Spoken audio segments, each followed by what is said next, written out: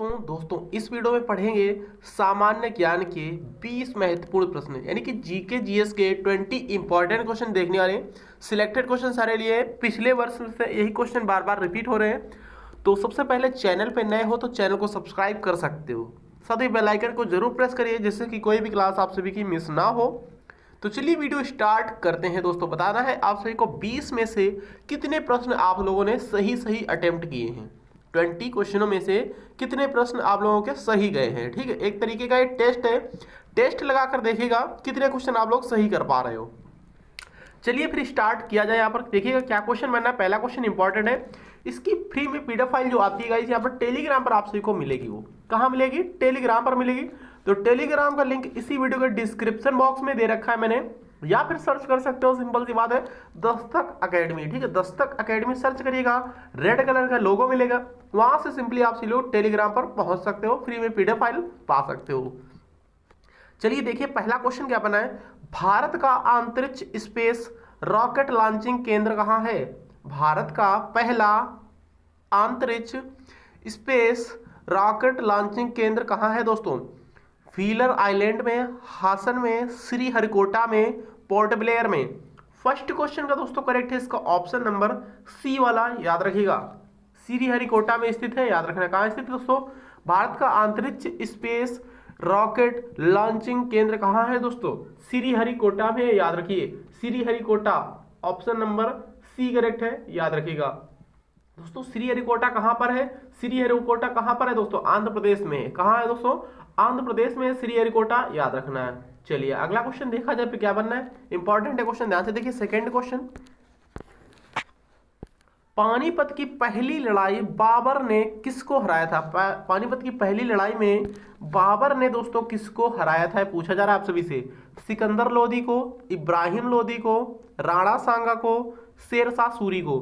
Second question का दोस्तों correct है इसका ऑप्शन नंबर बी वाला। पानीपत की पहली लड़ाई दोस्तों कब हुई थी? पानीपत की पहली लड़ाई हुई थी 1526 ईस्वी में। दूसरी लड़ाई दोस्तों कब हुई थी? दूसरी लड़ाई दोस्तों 1556 ईस्वी में। तीसरी लड़ाई दोस्तों कब हुई थी? पानीपत की तीसरी लड़ाई 1761 ईस्वी में। ये सभी युद्ध आपसे लोग याद रखिएगा, बहुत ज्यादा एग्जाम में रिपीट होते हैं, ठीक ना। चलिए फिर अगला क्वेश्चन देखिए ध्यान से, क्या क्वेश्चन बना है। जहांगीर के दरबार में ब्रिटिश शासक जेम्स प्रथम का राजदूत कौन था दोस्तों? जहांगीर के दरबार में ब्रिटिश शासक जेम्स प्रथम का राजदूत कौन था?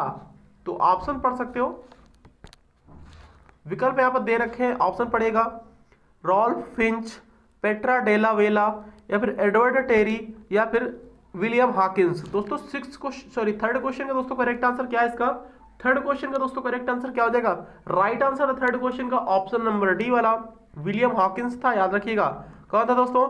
विलियम हॉकिंस था। जहांगीर के दरबार में ब्रिटिश शासक, ठीक ना, कौन? जेम्स प्रथम का राजदूत कौन था? विलियम हॉकिंस था, याद रखिएगा। करेक्ट आंसर है ऑप्शन नंबर डी वाला। अगला क्वेश्चन देखिएगा, चौथा क्वेश्चन इंपॉर्टेंट है, ध्यान से देखिएगा। देखिए, किस दिल्ली सुल्तान ने राज्य की सहायता के लिए नहर सिंचाई व्यवस्था का प्रारंभ किया?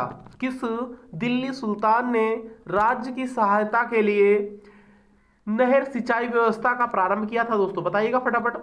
तो रजिया सुल्तान, अलाउद्दीन खिलजी, गयासुद्दीन तुगलक, या फिर सिकंदर लोदी।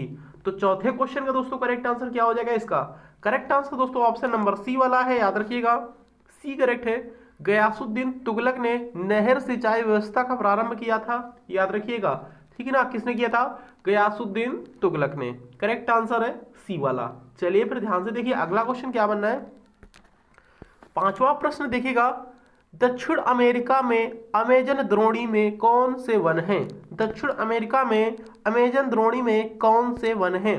पर्वतीय वन, विश्वतीय वर्षा वन, आर्द्र पर्वतीय वन, या फिर उपोष्ण मिश्रित वन। तो पांचवें क्वेश्चन का दोस्तों करेक्ट आंसर क्या है इसका? फाइव क्वेश्चन का करेक्ट है ऑप्शन नंबर बी वाला, बी वाला करेक्ट है, विश्वतीय वर्षा वन है, याद रखिएगा। दक्षिण अमेरिका में अमेजन द्रोणी में कौन से वन है दोस्तों?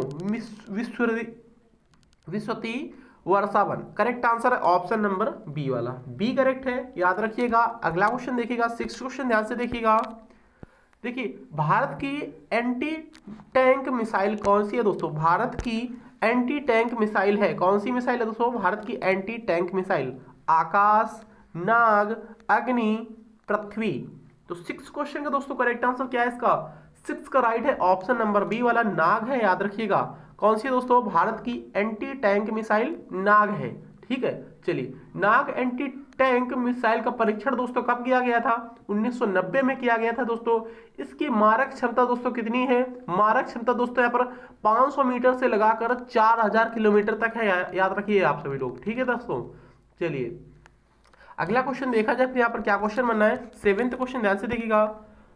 प्रकाश रासायनिक धूम कोहरे में हमेशा होता है। प्रकाश रासायनिक धूम कोहरे में हमेशा होता है। क्या होता है दोस्तों? Aluminium, iron, methane, ozone, phosphorus. दोस्तों क्या होता है? 7th क्वेश्चन का दोस्तों करेक्ट आंसर इसका ऑप्शन नंबर सी वाला है, ओजोन होता है, याद रखिएगा। क्या होता है दोस्तों? ओजोन होता है। करेक्ट आंसर दोस्तों ऑप्शन नंबर सी वाला हो जाएगा, याद रखिएगा। अगला क्वेश्चन देखा जाए। फिर यहाँ पर क्या बनना है? 8 क्वेश्चन, ध्यान से पढ़िएगा। फिलीपींस में प्रयोग की जाने वाली मुद्रा कौन सी है दोस्तों? फिलीपींस में प्रयोग की जाने वाली मुद्रा कौन सी है दोस्तों? पेसो, डॉलर, यूरो, येन। तो बताइएगा फटाफट। यहाँ पर फिलीपींस की दोस्तों मुद्रा सिंपल सी बात है, पेसो है, याद रखिएगा। फिलीपींस की मुद्रा दोस्तों क्या है? पेसो है। करेक्ट आंसर दोस्तों ऑप्शन नंबर ए वाला है, याद रखिएगा। देखिए दोस्तों, बात कर ले रहा हूं यहाँ पर जनवरी की मुद्रा क्या है? जर्मनी की। जर्मनी की मुद्रा दोस्तों यहाँ पर यूरो है, याद रखिए। जर्मनी की मुद्रा यूरो है। तो करेक्ट आंसर यहाँ पर जर्मनी का पूछ लिया जाता है तो यूरो लगाते हैं। यहाँ पर बात कर ले रहे हैं यहाँ पर जापान की मुद्रा दोस्तों क्या है? येन जापान की मुद्रा है। और बात कर ले रहे हैं यहाँ पर डॉलर दोस्तों अमेरिका की मुद्रा, याद रखना है। तो चलिए देखते हैं फिर अगला क्वेश्चन क्या बना है। 8 क्वेश्चन कंप्लीट हुआ, 9th क्वेश्चन पे चलते हैं। एक बहुराष्ट्रीय शांति अभ्यास एक्स खान क्यूस्ट 2022 किस देश में शुरू हुआ है दोस्तों? वह एक बहुराष्ट्रीय शांति अभ्यास एक्स खान क्यूस्ट 2022 किस देश में शुरू हुआ है? रूस, भारत, चीन, मंगोलिया। 9th क्वेश्चन का दोस्तों करेक्ट आंसर क्या है इसका? 9th क्वेश्चन का करेक्ट है ऑप्शन नंबर डी वाला। ये मंगोलिया में स्टार्ट हुआ, याद रखिएगा। Correct answer option number D वाला है, याद रखिए। चलिए 10th क्वेश्चन देखते हैं ध्यान से। खबरों में रहा कैपस्टोन मिशन किस एजेंसी से संबंधित है?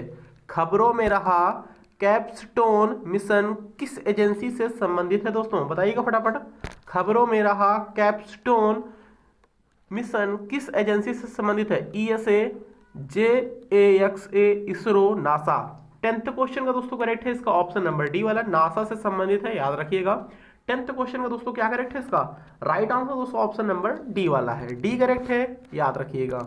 अगला क्वेश्चन देखते हैं 11th क्वेश्चन। देखिए ध्यान से। किस देश की Samantha Cristoforetti international space station की कमान संभालने वाली पहली यूरोपीय महिला बन गई हैं? किस देश की Samantha Cristoforetti international space station की कमान संभालने वाली पहली यूरोपीय महिला बन गई हैं दोस्तों? रूस, जापान, अमेरिका, इटली। दोस्तों करेक्ट आंसर इसका जा रहा है 11th क्वेश्चन का किसके साथ? डी के साथ, इटली देश की, याद रखिएगा। इटली देश की महिला बन गई, याद रखिए। Correct answer option number D वाला है। पढ़िए दोस्तों 12th क्वेश्चन क्या है? 12th क्वेश्चन इंपॉर्टेंट है। 12वां प्रश्न ध्यान से देखिएगा। किस देश में हाइड्रोजन से चलने वाली यात्री ट्रेनों का दुनिया का पहला बेड़ा लॉन्च किया गया है दोस्तों? तो जापान, चीन, रूस, जर्मनी। कहाँ लॉन्च किया गया बताइएगा। 12 क्वेश्चन का दोस्तों करेक्ट आंसर इसका क्या हो जाएगा? 12 क्वेश्चन का दोस्तों राइट आंसर जरा ऑप्शन नंबर सी के साथ, सी वाला करेक्ट है। जर्मनी में लॉन्च किया गया, याद रखिएगा। कौन सा बेड़ा लॉन्च किया गया दोस्तों? हाइड्रोजन से चलने वाली यात्री ट्रेन, ठीक है। ऑप्शन नंबर सी करेक्ट है। डॉगर बैंक कहाँ स्थित है दोस्तों? डॉगर बैंक कहाँ स्थित है बताइएगा। अटलांटिक महासागर में, या फिर प्रशांत महासागर में, या फिर आर्कटिक महासागर में, या फिर हिंद महासागर में? तो 13 क्वेश्चन का दोस्तों करेक्ट है इसका ऑप्शन नंबर ए वाला, अटलांटिक महासागर में। डॉगर बैंक कहाँ स्थित दोस्तों? अटलांटिक महासागर में स्थित है, याद रखिएगा। 13 क्वेश्चन का दोस्तों करेक्ट है इसका ऑप्शन नंबर ए वाला। तो डॉगर बैंक दोस्तों किससे संबंधित है? किस क्षेत्र से संबंधित है? मत्स्य क्षेत्र से संबंधित है, याद रखिएगा। ओके, कंप्लीट हुआ। चलिए अगला क्वेश्चन देखा जाए। फिर यहाँ पर क्या बना है? 14 क्वेश्चन ध्यान से पढ़िएगा। सर्वाधिक मतदाताओं वाला देश है दोस्तों, सर्वाधिक मतदाताओं वाला देश कौन सा है? 14 क्वेश्चन ध्यान से पढ़िएगा, बताइएगा। भारत, चीन, अमेरिका, ब्रिटेन। तो 14 क्वेश्चन का दोस्तों करेक्ट है इसका ऑप्शन नंबर ए वाला भारत है, याद रखिएगा। अपना देश इंडिया सबसे अधिक मतदाताओं वाला दोस्तों देश है, ये याद रखिएगा Bharat. Option number A correct है, याद रखिए। 14 क्वेश्चन का ए राइट है। 15 क्वेश्चन देखिएगा, रजत क्रांति का संबंध है दोस्तों, रजत क्रांति का संबंध किससे है? तिलहन से, अंडा से, मछली से, दूध से। 15 क्वेश्चन का करेक्ट आंसर क्या है? 15 का करेक्ट है ऑप्शन नंबर बी वाला, अंडा उत्पादन से संबंधित है रजत क्रांति, याद रखिएगा। पीली क्रांति दोस्तों किससे संबंधित होती है? पीली क्रांति दोस्तों तिलहन से संबंधित होती है। और आपकी बात कर ले रहा हूं यहाँ पर दुग्ध उत्पादन से कौन से संबंधित है क्रांति? श्वेत क्रांति दुग्ध उत्पादन से संबंधित होती है। और यहाँ पर नीली क्रांति दोस्तों मछली से संबंधित होती है, मछली उत्पादन से नीली क्रांति संबंधित होती है। और गुलाबी क्रांति दोस्तों झींगा उत्पादन से संबंधित होती है। गोल क्रांति दोस्तों आलू उत्पादन से संबंधित होती है। लाल क्रांति दोस्तों टमाटर एंड मांस से संबंधित होती है। कृष्ण क्रांति दोस्तों पेट्रोलियम से संबंधित होती है। भूरी क्रांति दोस्तों उर्वरक से संबंधित होती है। और बात कर रहे हैं अमृत क्रांति दोस्तों नदी जोड़ परियोजनाओं से संबंधित होती है। नीली क्रांति दोस्तों अभी मैंने बता दिया है मत्स्य उत्पादन से। सुनहरी क्रांति दोस्तों यहाँ पर बागवानी से संबंधित होती है, बागवानी उत्पादन से। तो ये इंपॉर्टेंट एक्स्ट्रा फैक्ट आप सभी लोग जरूर याद कर लिया करें या फिर नोट डाउन कर लिया करें।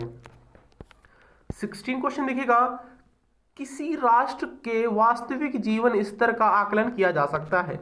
किसी राष्ट्र के वास्तविक जीवन स्तर का आकलन किया जा सकता है, किससे आकलन किया जा सकता है? सकल राष्ट्रीय आय द्वारा, निविल राष्ट्रीय आय द्वारा, प्रति व्यक्ति आय द्वारा, अभी प्रयोज्य निजी आय द्वारा। तो 16 क्वेश्चन का दोस्तों करेक्ट है इसका ऑप्शन नंबर सी वाला करेक्ट है, प्रति व्यक्ति आय द्वारा। किसी राष्ट्र के वास्तविक जीवन स्तर का आकलन किया जा सकता है प्रति व्यक्ति आय द्वारा। करेक्ट आंसर दोस्तों ऑप्शन नंबर सी वाला है, याद रखिएगा।